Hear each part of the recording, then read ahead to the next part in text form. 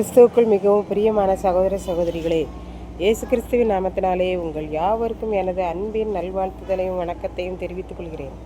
இன்றைய பகலின் குளிர்ச்சியான நாளின் தியான வசனம் எஸ்ரா 4ஆம் அதிகாரம் 23ஆம் வசனம். அவர்கள் தீவிரத்துடனே எருசலேமில் இருக்கிற யூதர்களிடத்திற்கு போய் பலவந்தத்தோடும் கட்டாயத்தோடும் அவர்களை வேலை செய்யாதபடிக்கு நிறுத்தி போட்டார்கள். ராஜாவாகிய அர்தசஷ்டா யூதாவிலும் எருசலேமிலும் உள்ள பிற நாட்டு மக்களுக்கு மறு உத்தரவாக எழுதப்பட்ட மனுவில், நம்மிடத்திலிருந்து மறு செய்தி வரும் வரைக்கும் யூத ஜனங்கள் எருசலேம் தேவாலயத்தை கட்டக்கூடாதபடி நிறுத்திவிடுங்கள். இதிலே நீங்கள் தவறாதபடி எச்சரிக்கையாயிருங்கள். ராஜாக்களுக்கு நஷ்டம் வராதபடி பார்த்து கொள்ளுங்கள் என்று எழுதி அனுப்பினான். எருசலேம் தேவாலயம் கட்டப்பட்டால் யாரும் பெர்சியா ராஜாவுக்கு வரியையும் தீர்வையும் ஒன்றும் கொடுக்க மாட்டார்கள். அவர்கள் எருசலேமை கட்டினால் பிற நாட்டிலிருந்து இங்கே அடிமைகளாக விடப்பட்ட ஜனங்களையும் இவர்கள் விரட்டி விடுவார்கள் என்கிற பயம் அவர்களுக்கு. ஆகவே இங்கே இருக்கிற பிற தேசத்து மக்கள் இவர்கள் வேலையை தடுக்கும்படி எருசலேமுக்கு செல்ல வேண்டும் என்று நினைத்தார்கள். ராஜாவாகிய அர்தசஷ்டாவுடைய மறு உத்தரவு நகல் ரெகுமுக்கும் கணக்கனாகிய சிம்சாய்க்கும் அங்கே குடியிருக்கிற யாவருக்கும் முன்பாக வாசிக்கப்பட்டது.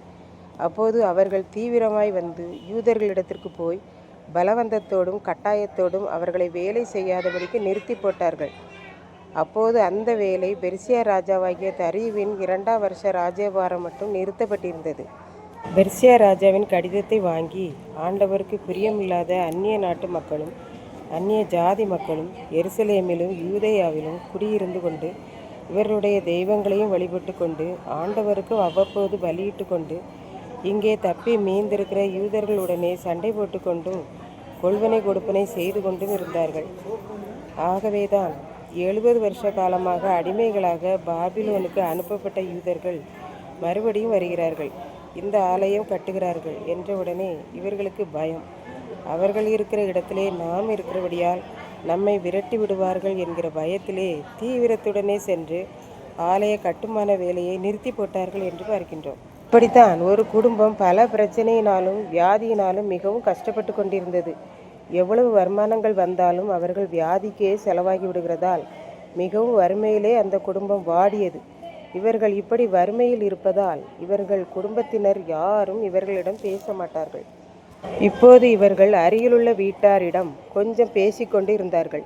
அதிலே கொஞ்சம் சந்தோஷமாயும் இருந்தார்கள். இப்பொழுது அருகிலுள்ள அந்த வீட்டாரில் அவர்களுடைய மகளுக்கு திருமணம் பேசியிருந்தது. மாப்பிள்ளை வீட்டிலே நல்ல வசதியானவர்கள் என்று இவர்கள் கேள்விப்பட்டார்கள்.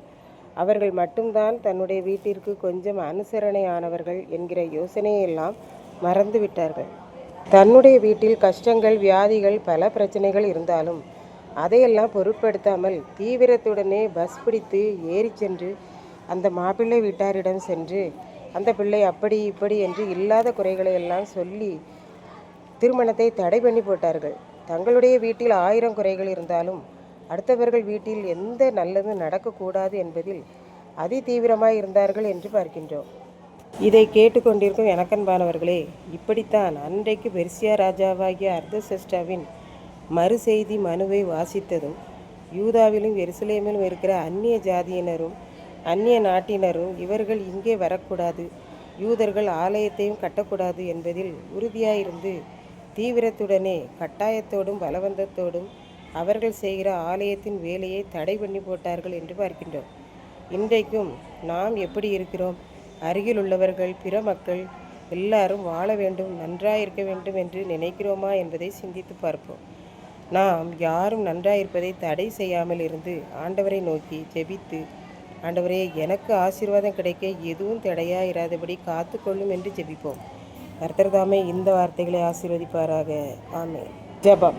அன்பின் ஆண்டவரே, இந்த அருமையான நல்ல நாளுக்காக நன்றியோடு ஸ்தோத்திரிக்கிறேன்.